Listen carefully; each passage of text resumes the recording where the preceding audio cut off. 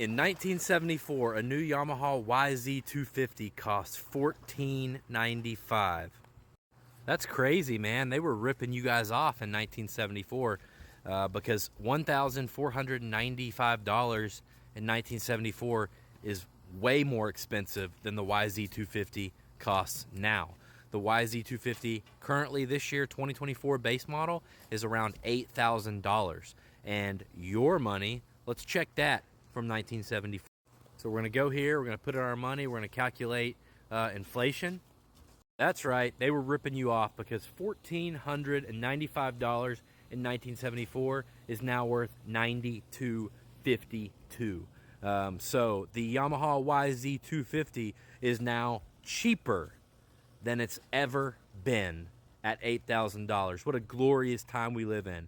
As far as those dollar signs and what they mean, you could talk to your government, not Yamaha.